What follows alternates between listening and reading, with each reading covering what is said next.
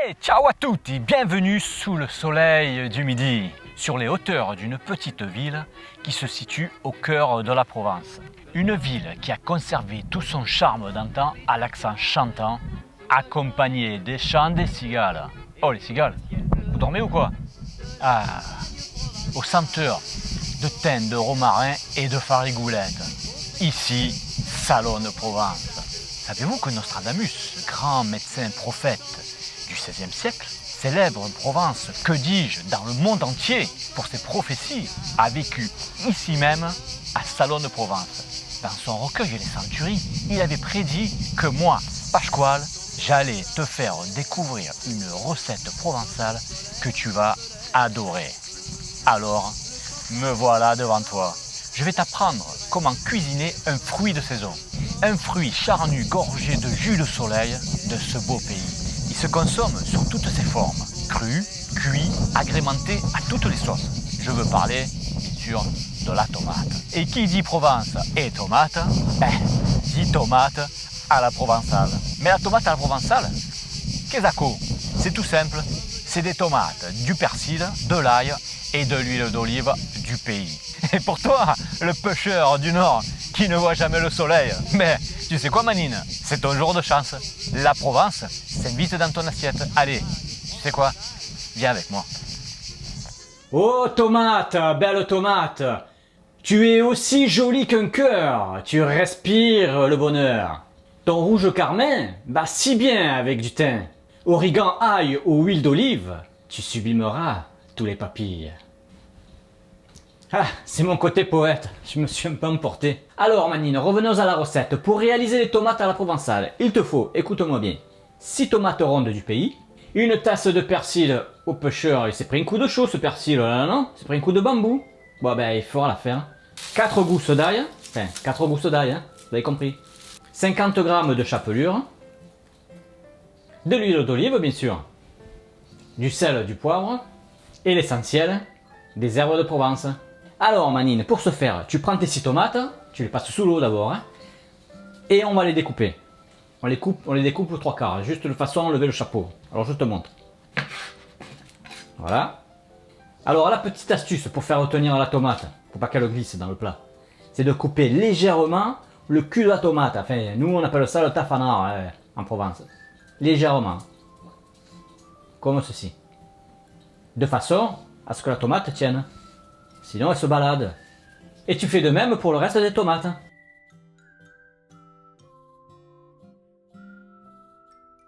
Alors, ce qu'on va faire là tout de suite, c'est qu'on va les poêler. On va leur mettre la testa en bas dans la poêle. Mais avant tout, on va préchauffer le four à 220 degrés.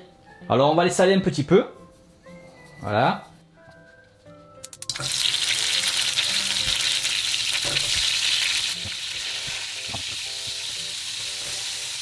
Voilà, et on va les faire redorer comme ça, la tête en bas, pendant 1 à 2 minutes. Maintenant, comme elles ont bien doré, comme si elles étaient restées sous le soleil, on va les dresser. Pour la garniture, il nous faut, on est d'accord, 4 gousses d'ail, et le persil qu'on va hacher menu. Menu. Pour nettoyer l'ail, la petite astuce, c'est pas compliqué. Tu prends ta gousse d'ail, tu mets ton couteau par-dessus, et paf! Tu vois le truc? Et maintenant, ben voilà, ta peau, elle se retire toute seule. T'as pas besoin là, de passer des heures à nettoyer ton ail. Le couteau par-dessus, et paf! Après, ce que tu peux faire, c'est que s'il y a le petit germe là, tu sais, c'est pas très digeste ça. Donc tu l'enlèves, tu le retires. Donc maintenant, tu découpes ton ail. Et tu découpes ton persil. Alors pour découper ton persil, le plus simple, c'est de tout rassembler comme ça. Et tu découpes ton persil. Et une fois que tu as découpé ton persil, ben, tu mélanges le tout.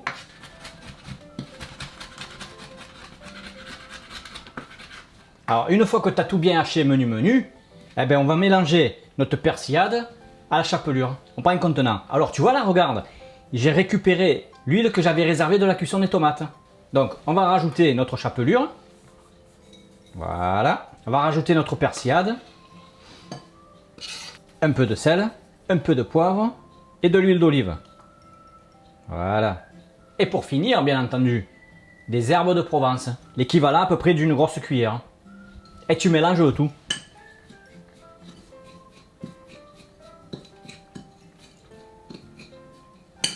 Voilà, regarde-moi ça. Manine. Tu vois? Là, on est pas mal, là. Hein. Là, on est bien, là, Manine. Hein. On est pas mal. Alors maintenant, une fois, c'est très facile. Tu prends tes tomates. Tu prends ta garniture, ta chapelure. Tu viens dresser ta chapelure sur la tomate. Et tu esquiches un peu. Ce qui veut dire chez nous, tu écrases légèrement. Alors pour finir, je rajoute toujours un filet d'huile d'olive. Mais léger, hein. 3 fois rien. Voilà. Regarde-moi ça, comment c'est beau. Alors maintenant, ce qu'on va faire, c'est qu'on va l'enfourner pendant 20 minutes. À 220 degrés. Hein. Hé Manine, regarde-moi ça. Un vrai chef-d'œuvre. On dirait une peinture de Paul Cézanne. Alors la tomate provençale, tu peux l'accompagner avec une bonne viande grillée, une bonne entrecôte, ou alors avec une dorade royale. Ça c'est le top.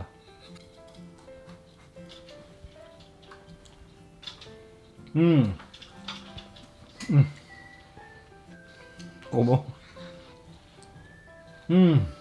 Manine. Goûte-moi ça comme c'est juteux. Il y a toute la saveur de la Provence. Un vrai délice. Ferme les yeux, tu entends les cigales? C'est un vrai régal. Alors, si tu as aimé ce goût de Provence dans ton assiette, like. Et si tu n'as pas aimé cette recette, je te conseille fortement de liker quand même. Car Nostradamus avait prédit que la personne qui ne likerait pas cette vidéo, de terribles choses allaient lui arriver. Et surtout, partage, sinon malheureux, ça serait encore plus terrible. Ça serait con que ce soit toi, non? Alors, like. Allez Manine, ciao. Et un conseil, ne reste pas trop au soleil. Hein. Bye. Nous chantons comme des cigales sous le soleil.